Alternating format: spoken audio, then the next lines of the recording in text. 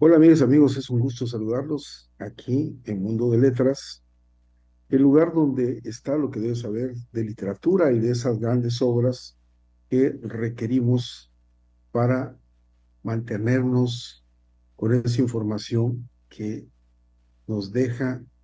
con las mejores obras que han existido a lo largo de la línea del tiempo.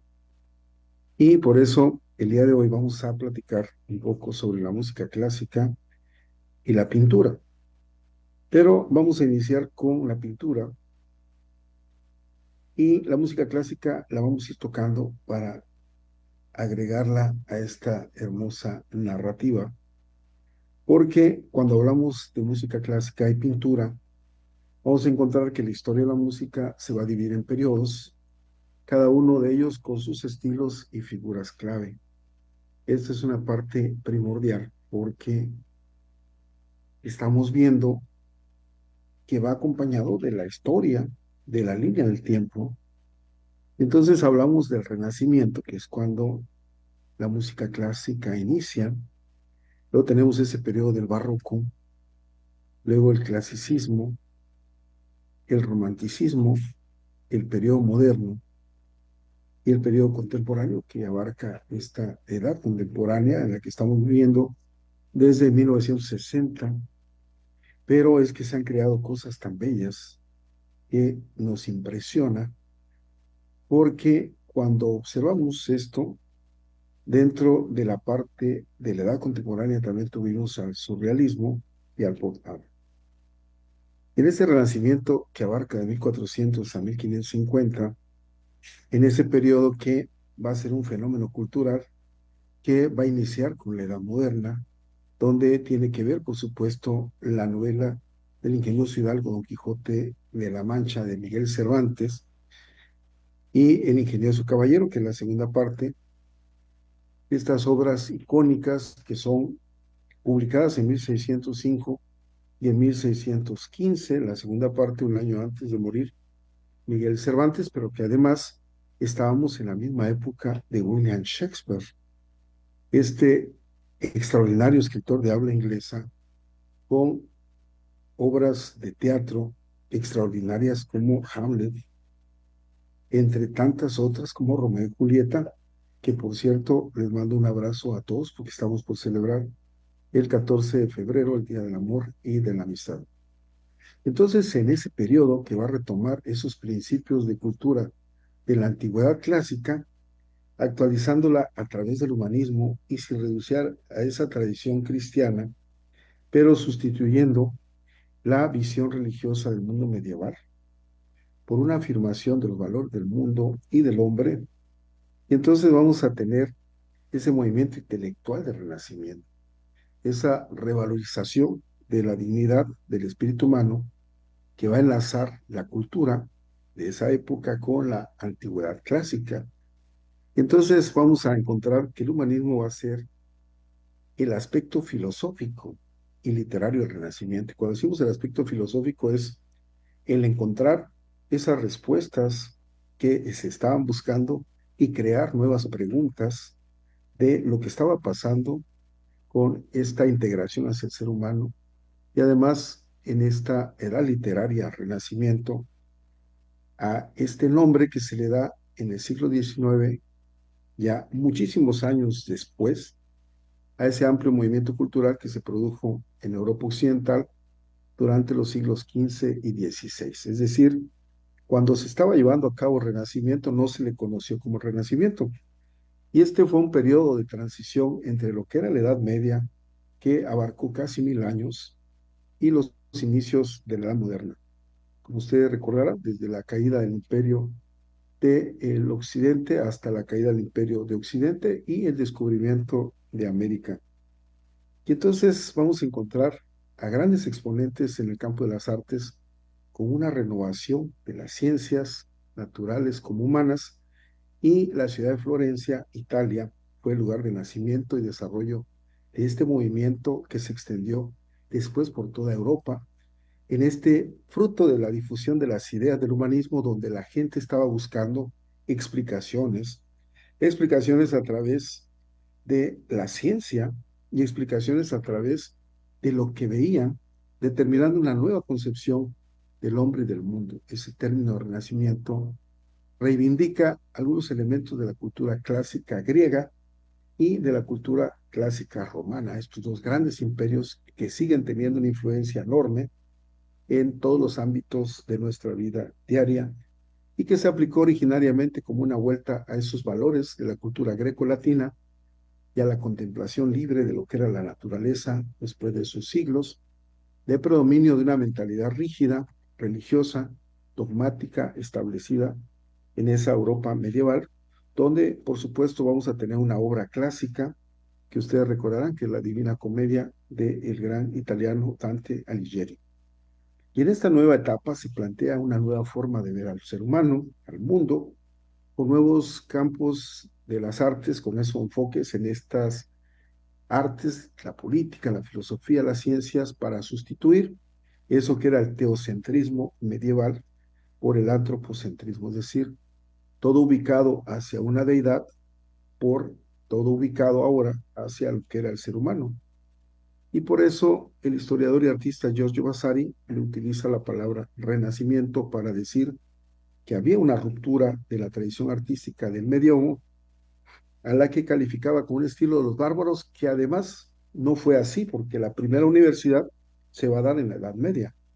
Sin embargo, más tarde lo califican como gótico, y Vasari opinaba que las artes habían entrado en una decadencia al hundirse el Imperio Romano y solo habían sido rescatadas por los artistas de la Toscana a partir del siglo XIII. Entonces vamos a encontrar en los museos estas grandes pinturas como la más famosa de la historia, que es la Gioconda del extraordinario pintor, escultor,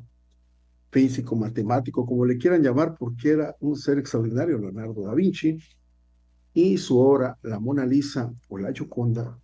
es la obra con más renombre de él, pero además el cuadro más famoso del mundo.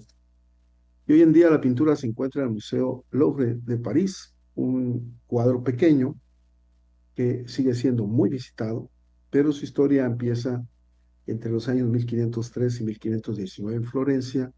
en esa ciudad que mencionábamos era la cuna del Renacimiento, donde Da Vinci pinta la Gioconda con una cuestión que no ha sido respondida porque no se sabe si es un retrato de Lisa Gerardini, esposa de Francesco del Giocondo, o de la madre de Leonardo da Vinci, Caterina,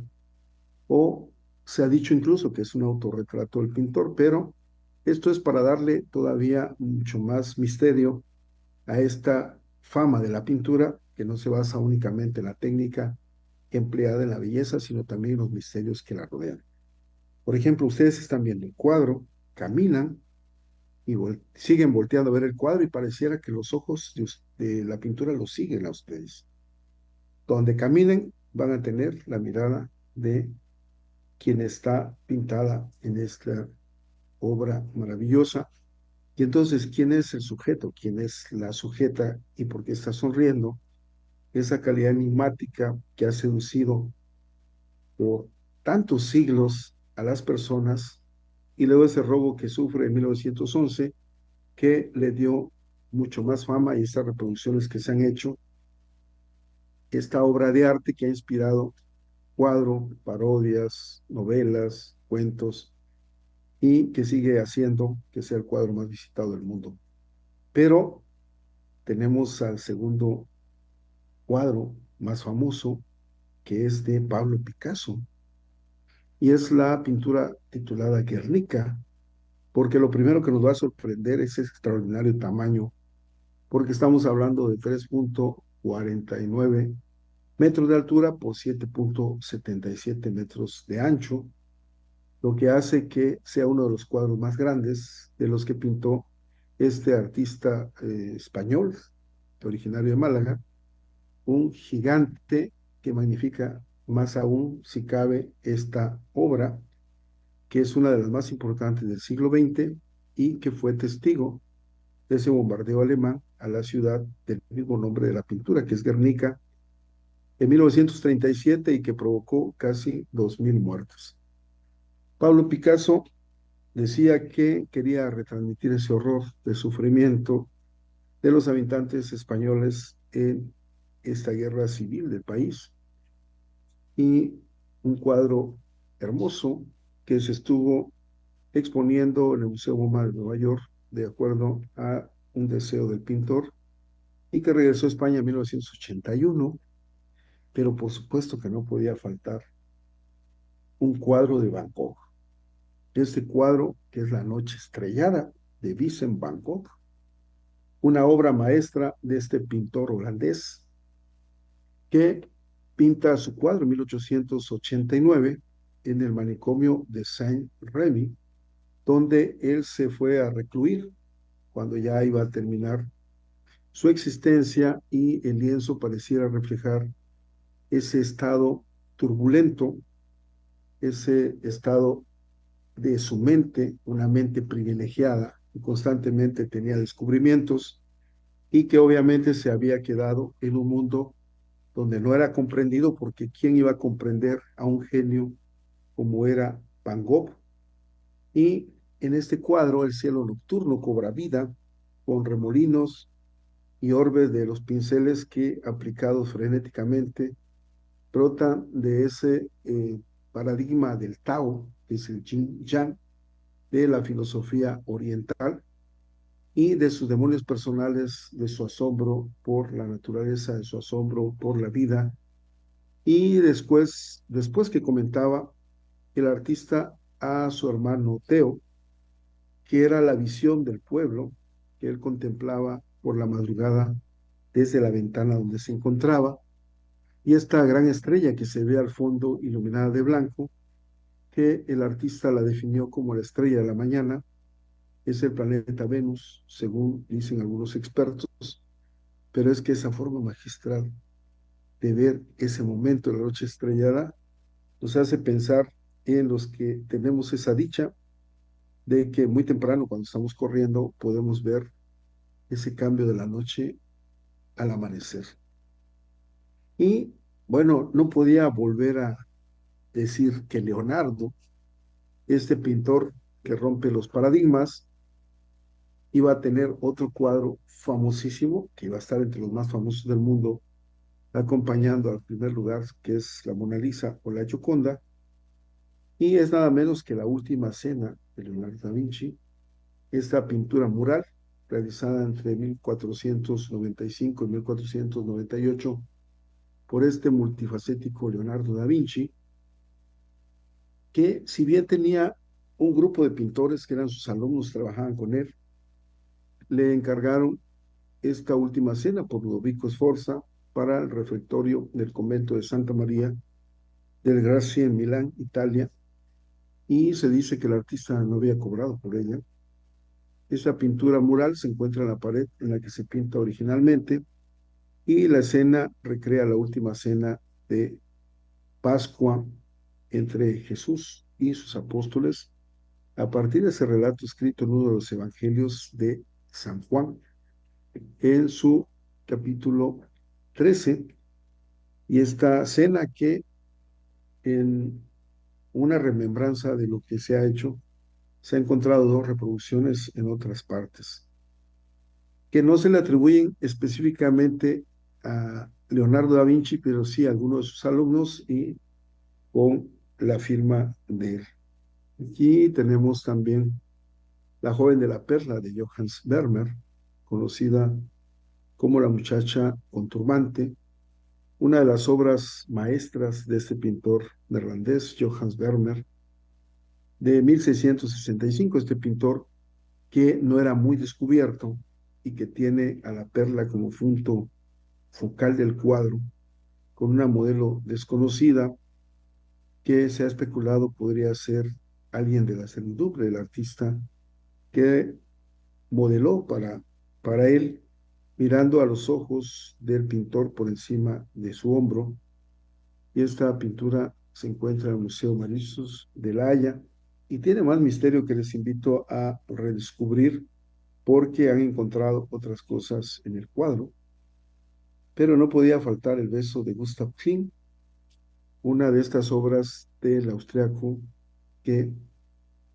Era alguien que creaba sus escándalos, era criticado, pero esta pintura es muy tierna porque es una pareja encerrada en la intimidad y que cuando se pintó enseguida encontró comprador porque este óleo, pintado en 1907 y 1908, va a seguir esos cánones de lo que era el simbolismo y representa un punto culminante de esa fase dorada del artista entre 1899 y 1910, porque usaba una técnica inspirada en un viaje que tuvo a la Basílica de San Vitale en Ravenna, Italia, donde había visto los famosos mosaicos bizantinos de la iglesia. Y entonces observamos esa hermosura de esta pintura titulada El beso. Por supuesto, no podía faltar Diego de Velázquez, este extraordinario pintor del siglo de oro español y que puso todo su empeño en esta obra titulada Las Meninas para crear una composición compleja, creíble, que como ustedes ven, transmite una sensación de vida y de realidad, al mismo tiempo que encierra una red de significados, porque este cuadro que se pinta en 1656 se está retratando a la infanta Margarita, hija del rey Felipe IV, en el taller del pintor, situado en el Palacio Real Alcázar de Madrid. Y ahí podemos observar muchas imágenes que nos puede dar una serie de significados. Pareciera que nos metiéramos a la pintura y podríamos hablar del contraste, del color, de la profundidad, porque es tan extraordinario todo lo que el ser humano ha logrado crear en estas grandes obras. Pero luego tenemos a Sandro Botticelli. Y Sandro Botticelli, con esta obra pintada en 1482, 1485, en pleno contexto histórico de lo que era el Renacimiento, ese tiempo en que se renovó la presentación de los mitos de la antigüedad clásica, va a pintar este cuadro que mide 1,80 metros y 2,75 metros de largo, con una delicadeza, una fineza que a primera vista pocos van a notar esa desproporción del cuello de la diosa que está emergiendo del mar. Y es que esta obra hermosísima que se encuentra en Italia, en la Galería de los Uffizi en Florencia, nos está mostrando algo mítico, algo de lo que era la filosofía griega, más bien la prefilosofía, porque recordemos que la filosofía va a romper con los mitos y va a romper con esas leyendas y va a dar paso a lo que es el conocimiento a través de la razón, pero haciendo una serie de preguntas que fueron iniciadas por ese extraordinario filósofo que se llamó Sócrates, continuado por su discípulo Platón o Aristóteles, y luego por otro extraordinario filósofo que fue Aristóteles. Y aquí Sandro Botticelli nos está plasmando el nacimiento de Venus en esta obra que está entre las más famosas del mundo. Pero también estamos con una obra de Salvador Dalí, titulada La persistencia de la memoria, donde nos muestra estos relojes y se conoce también por eso al cuadro como los relojes blandos o los relojes derretidos, en un lienzo muy pequeño, de 24 por 33 centímetros y considerado como una de las estrellas del Museo MoMA de Nueva York. Pero según el mismo Salvador Dalí, que contaba con 28 años al pintarlo, se inspira en los quesos Camembert y en la teoría de la relatividad de Einstein, y al parecer los relojes derritiéndose son un símbolo inconsciente de la relatividad del espacio y el tiempo. Y es que déjenme decirles que Salvador Dalí era alguien muy preparado, Por ahí van a encontrar una entrevista de él con un periodista mexicano cuando le pregunta algo y de dónde venía su inspiración. Y la respuesta de Salvador Dalí era que seguramente venía de los ácidos nucleicos. Y esa explicación que tiene seguramente más de 40 años, cuando la analizamos en este momento y cuando ya sabemos lo que es la mitosis o la reproducción celular y la meiosis, que sería la reproducción celular de los gametos o células sexuales, podemos encontrar que efectivamente en esa parte del ácido nucleico se encontraba la información que ahora conocemos como código genético y Salvador Dalí nos estaba mostrando ahí solamente en la parte de la biología que era un pintor extraordinariamente preparado, un genio, y por eso esto lo traigo a remembranza por este cuadro donde él decía que se inspiraba en los quesos de Camembert, pero en la teoría de la relatividad de Einstein, de Albert Einstein, y estos relojes derritiéndose eran un símbolo inconsciente de la relatividad de lo que es el espacio y el tiempo, que es lo que trata esta teoría de la relatividad. Y voy a terminar con la ronda de noche de Rembrandt, este cuadro cuyo título original era La compañía militar del capitán Franz van Kock,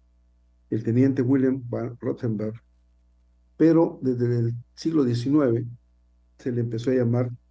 con ese nombre de la ronda de la noche, porque es un ejemplo perfecto de la edad de oro del arte holandés,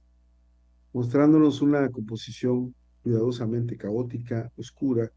pero con ejes en varias direcciones, porque Rembrandt escapa de lo típico para mostrarnos ese dinamismo, la atención de un grupo de soldados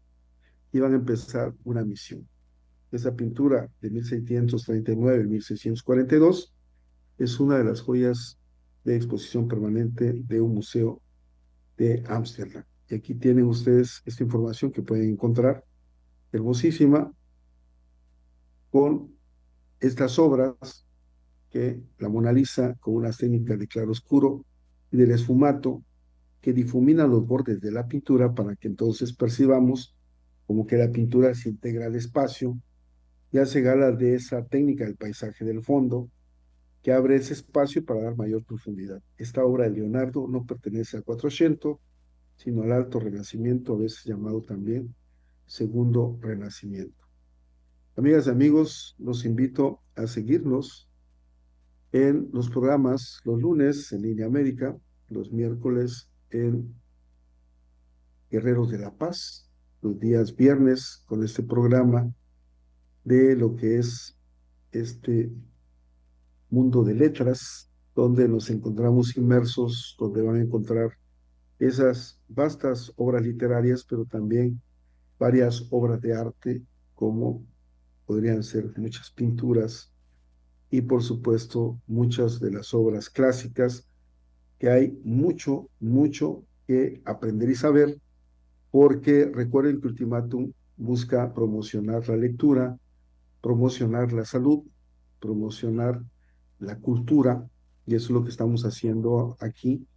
para que ustedes vayan con deseo de conocer más sobre la pintura, sobre la literatura, sobre tantas cosas bellas que tiene la vida. Amigas, amigos, los invito a los noticieros, mañana tarde, los programas de Argüendeando con la Chapanecota, el programa de salud mental, todos esos programas que tiene Ultimátum MX. Y me despido de ustedes, no sin antes decirle que no nos olvidemos de sonreír.